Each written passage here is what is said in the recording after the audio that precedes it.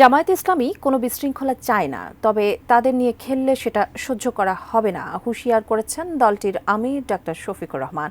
জাতীয় প্রেসক্লাব মিলনায়তনে ২১শে ফেব্রুয়ারি ও শহীদ দিবস উপলক্ষে জামায়াতে ইসলামী ঢাকা মহানগর দক্ষিণ আয়োজিত আলোচনা সভায় এ কথা বলেন তিনি। ২১শে ফেব্রুয়ারি ও শহীদ দিবস উপলক্ষে সারা দেশে বিভিন্ন কর্মসূচি পালন করছে জামায়াতে ইসলামী। শুক্রবার জাতীয় প্রেস ক্লাবে দলের মহানগর দক্ষিণের আলোচনা সভায় যোগ দেন আমির ডাক্তার শফিকুর রহমান। সভায় বক্তারা বলেন, একদল ফ্যাসিবাদী কায়দায় দেশ চালিয়ে বিদায় নিয়েছে, এখন অনেকে আবার ক্ষমতায় গিয়ে নীলনকশা বাস্তবায়নের স্বপ্ন দেখছে। মনে রাখতে হবে, আমাদের আমির জামাত স্লোগান শিখান, আবু সাইদ মুগ্ধ, শেষ হয়নি যুদ্ধ, এই যুদ্ধ করে এই ফ্যাসিবাদকে মোকাবেলা করা হবে। জামাতের আমির বলেন, ৫২র শহীদ পরিবারগুলো এখনও উপেক্ষিত। যারা এতদিন ধরে ক্ষমতায় এসেছে তারা এর দায় এড়াতে পারে না। ভাষা সংগ্রামের ইতিহাস থেকে তমুদ্দুন মজলিস এবং গোলাম আজমের ভূমিকা মুছে ফেলার অভিযোগও করেন তিনি। ভাষা আন্দোলনটা দারুণ বিকৃতির কবলে পড়েছে।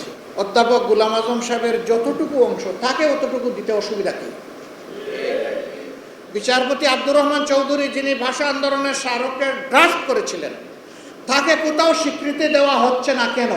তমদ্দুন মজলিস নামের যে সংগঠন এই আন্দোলনের সূচনা করল, তারা ইতিহাস থেকে বিলীন কেন? ভিশনের ফুলঝুরি মেগা অফারে ফ্রিজ কিনলেই পাচ্ছেন ১৬ পিসের আকর্ষণীয় গিফট বক্স একদম ফ্রি। জামাতের সাবেক সহকারী সেক্রেটারি জেনারেল এটিএম আজহারের এখনও কারাবন্দী থাকায় উদ্বেগ জানান ডাক্তার শফিকুর রহমান। তার মুক্তি না হলে ২৫ ফেব্রুয়ারি স্বেচ্ছায় কারাবরণের ঘোষণা দেন তিনি। ফ্যাসিস্ট আমলে আমি জেলে গিয়েছি, সেই অভিজ্ঞতা আমার আছে। এখন এই দুনিয়াবাসী, দেশবাসীর সাক্ষী থাকুক, ফ্যাসিজমের বিদায় নেওয়ার পরেও সেই একই ব্যক্তি আবার জেলে যাচ্ছে। জামাতের আমির বলেন, ২১-এর চেতনার ধারাবাহিকতায় ২৪ এসেছে। সেই সময়ে মজলুম ছিল এমন অনেকে এখনও দখলবাজি, চাঁদাবাজি করে জনগণকে অতিষ্ঠ করে তুলছে। কারো প্রতি জুলুম জামাত মেনে নেবে না।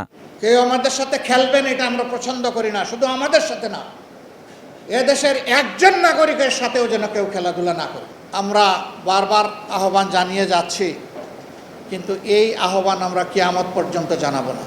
ঘাটে ঘাটে যে চাঁদাবাজি হয়, এর কারণে প্রত্যেকটা দ্রব্যের মূল্য বহুগুণ বেড়ে যায়। আমরা কেন ওই অন্যায়কে প্রশ্রয় দেব? কেন আমরা নীরবে সহ্য করব? এর আগে সকালে পুরানা পল্টনে জামাতে ইসলামী ঢাকা মহানগর দক্ষিণ আয়োজিত ফ্রি মেডিকেল ক্যাম্পের উদ্বোধন করেন জামাতের আমির doctor Shafiqur Rahman. Ferdous Rahman, ATN news, Dhaka.